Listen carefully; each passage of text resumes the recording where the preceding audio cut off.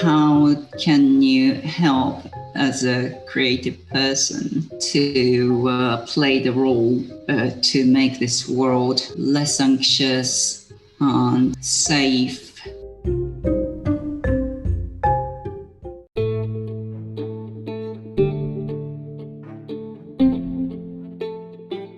Hi everyone, thanks for tuning into Notes of Design. To help support our mission spread knowledge, we have a very special guest on today's episode. Let's welcome June Mineyama-Smithson, a London-based artist on a mission to inject optimism into the world. She is also a special lecturer at UAL and a judge at D&AD. She's also been a speaker at various keynote occasions, and her bold, joyful work has been also featured internationally on ITV, Creative Boom, SEMP and Cow Paradise Nisco.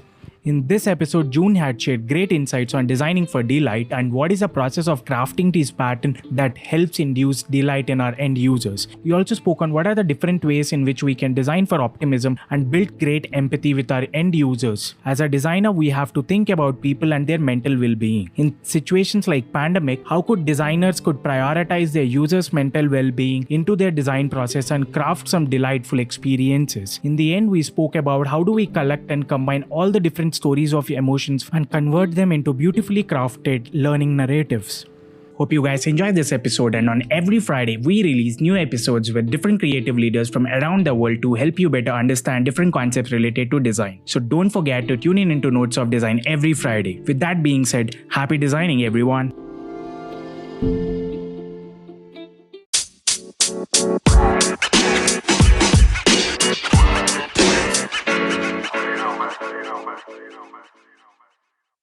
Hi June, welcome to Notes of Design. It's a pleasure hosting you today on our show.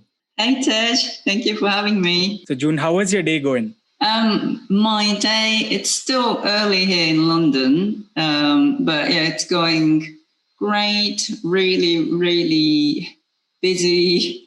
I've got lots of exciting projects going on, and it's like, I've got so many people to date with, and I want to date with everyone, and I just haven't got enough time. Thank you, June. So if you could give a brief about yourself to our audience out there. Sure. I am a graphic designer and artist known as Mummy Moo, and I am on the mission to inject optimism into the world with bold and joyful colors and shapes. And my work range from TV ident, art installation, prints, and even laptop tote bags. I'm also passionate about helping young creatives. I am a special lecturer at London College of Communication, a mentor at Ladies Wine and Design and The Dot.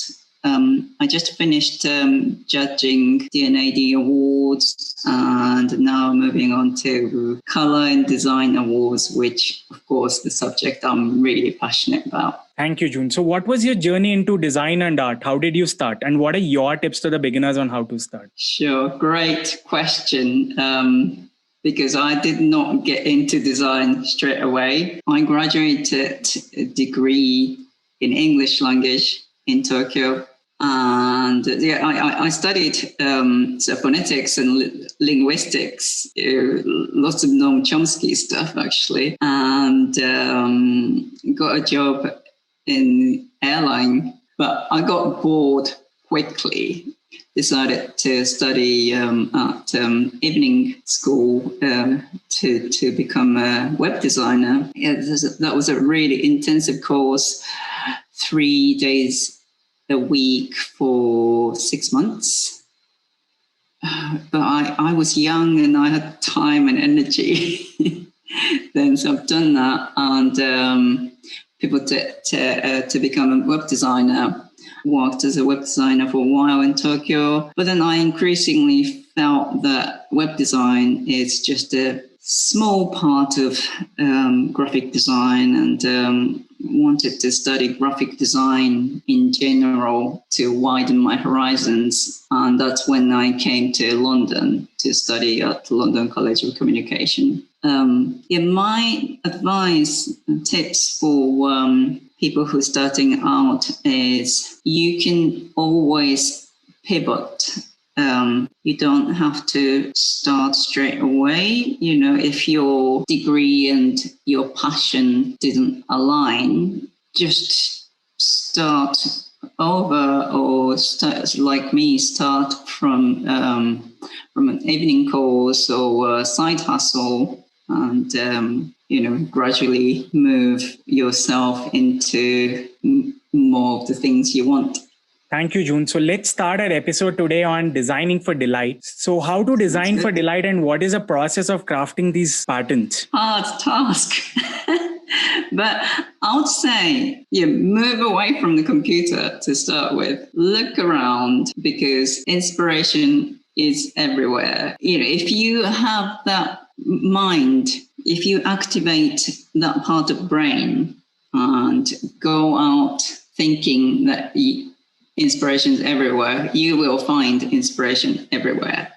Just go out and find inspiration and delight. Good output is only possible by good input. So, just explore, really explore. Then come home, sketch up. It doesn't matter how scribbly they are. My initial sketch can be just words. When I start to create something, the first few attempts are usually rubbish, really rubbish.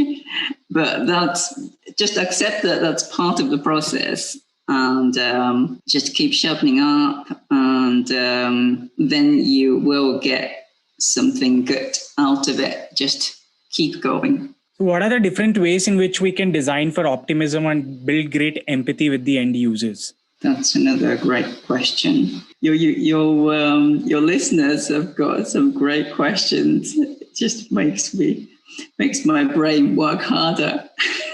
I think just think about what colors or motion or shapes would delight someone. I worked with neuroscientist Tara Swart recently on the ITV Ident, and we explored what is the form of delight or optimism.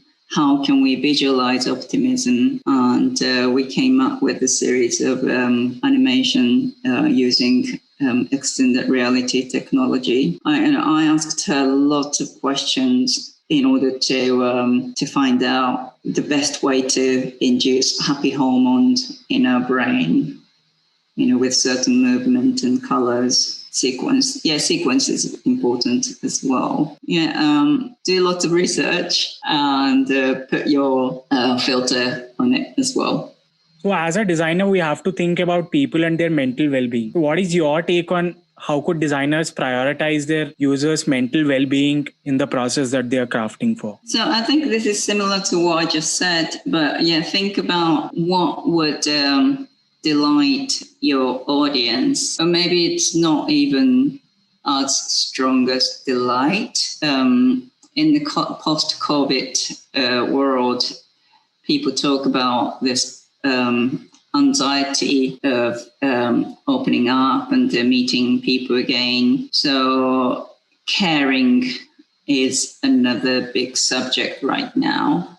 How do we express caringness or togetherness? How can you help as a creative person to play the role to make this world less anxious, safe, and a more warm, lovely place? So there are lots to think about. But I think your own interpretation would really help the world to be in a better place. That's wonderful, June. Thank you so much. So how could we collect different stories of emotions from our end users and then make them into a meaningful learnings for ourselves so that we can design user-centric products with an emotional touch? So I think once you do your research and collect those stories of emotions, as a creative person, I think the right thing to do is interpret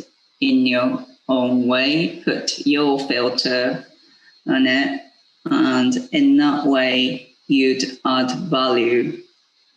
And I think that value is the meaningful learnings. Yeah, just to, I guess, just be a normal, lovely human being and design from your heart. So, June, what's your take on pursuing your journey, starting with a freelance or going out to a studio? What are your takes on that for young creatives? So, although I am a freelancer and artist now, I really, really recommend cutting your teeth in agency world if possible.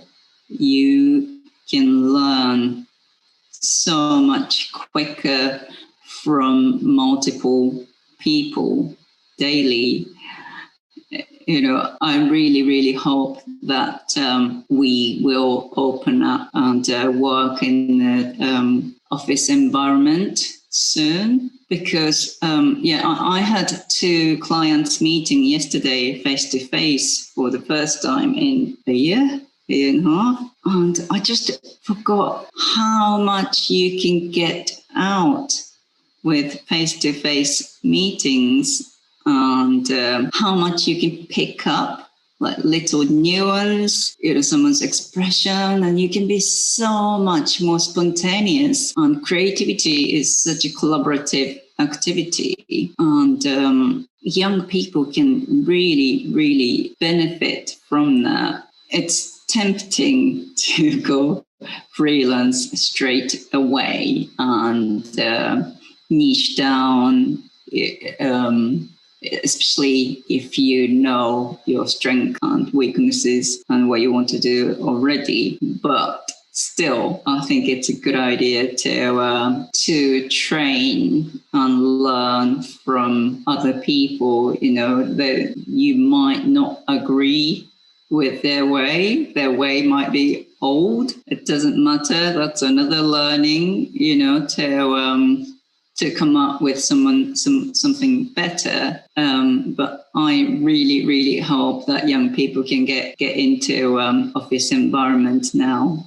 Thank you so much, June, for all these wonderful insights. So could you please share with us, how does your typical day look like, or any interesting stories? Sure. My day varies like massively every day, but I would to collect my days and divide into kind of average days.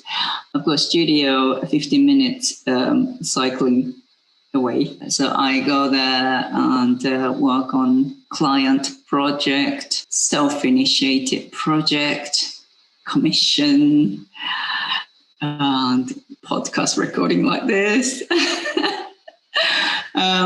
Then if I'm on my own in the studio, I sometimes meditate, even only for 5 minutes, just to keep my calm and get my inspiration flowing. Then in the afternoon, I'll pick up my son from the school, spend some time with him, with my husband, then dinner, and quite often work in the evenings as well. But yeah, sometimes if I'm not busy, I switch off. But I am a bit of a workaholic. It's a good thing that I have a family that stops me working all the time. Thank you, June. So we'll conclude the show by you recommending 3 favorite books of yours and also people who inspire you the most in this space. Yeah, it was so difficult to choose just 3 books. But first book is The Source by Dr. Tara Swart, who I collaborated recently.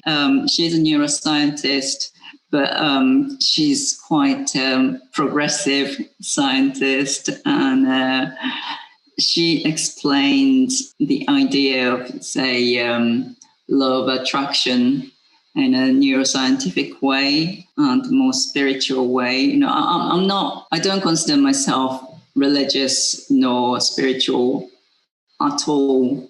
but her book is really inspiring, and there are lots of tips to be how to creative and how your brain works. And it's really inspiring because she talks about neuroplasticity, which is the brain's incredible ability to expand and grow. So some people say your brain or ability stops, or it's fixed at the age of 3, 5, or 7, but that is not the case at all. You can grow, you can be more creative, you can be more optimistic, and you can get better as long as you try and train your brain. So that was really eye-opening. My second book is The Art of Creativity by Susie Pearl. She talks about, in this book, powerful habit of creative people. And, often you hear like habit of successful people. They're often really unrealistic, like go into the really cold pool 5 o'clock in the morning, something like that. It just makes me laugh. It's not something I can do. I can't do yoga 6 o'clock in the morning for an hour or whatever. I just can't do that. That doesn't fit into my family life. I'm not a morning person anyway. But yeah, this book talks about more practical habit you can stick to. So, for example, overcoming your fear and block, journaling, meditating, mind mapping, self-care, be maverick, and also talks about future gazing. And I really love her book and her podcast as well, because she talks about meditation as well. And she collaborated with David Lynch Foundation. Through David Lynch Foundation, he really advocates the benefit of meditation to be more creative. So meditation is, I think we all know now, meditation is not just for yogi. It's great for everyone. And it's not just for keeping calm. I meditate for my creativity. Beatles meditated with Maharishi to get more creative. So I am into meditation for that purpose, really. And just overall emotional well-being. My third book is The Book of Tea by Japanese author called Kakuzo Okakura. But this is actually written in English in 1904 or 9, or really, really long time ago. But tea ceremony is actually not about tea at all. It's an art of hospitality, and the book talks about how you appreciate art in tea ceremony, for example, and that is part of showing host showing their hospitality. So it's about how you can delight your audience. And although it's a really old book, I can find inspiration, and it really resonates with what I'm trying to do with my mission to inject optimism into the world. So it's available in English and Japanese, so definitely recommend it. So 3 people again: Rei Kawakubo of comme des garçons. She emerged in the 80s. She's still going. She is in her 80s. Emerged in the 1980s, but she is now 80 something and still going. She's still oozing with creativity and still a rebel. I really want to be like her when I'm 80. So she's massive, massive inspiration. Another person who inspires me is Dani Molyneux. She's a design practitioner in Manchester. She is a fantastic designer. She's got her own practice called Dotto, but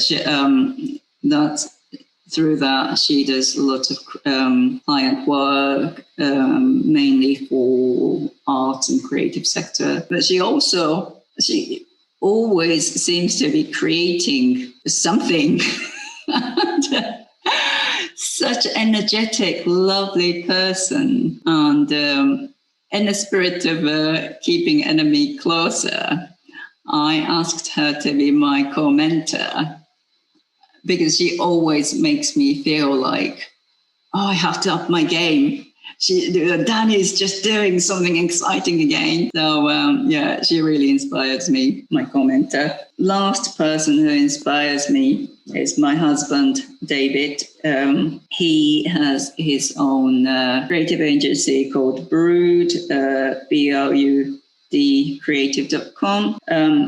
I am really lucky to have him as a daily inspiration and sounding board, and we sometimes have our moment, but generally I think we inspire each other. He inspires me more.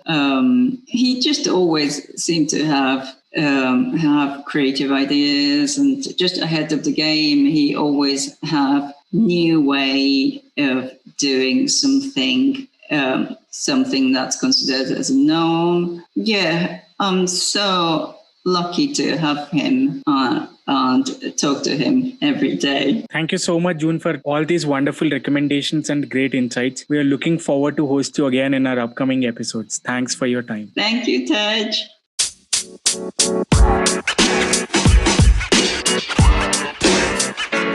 You know, man.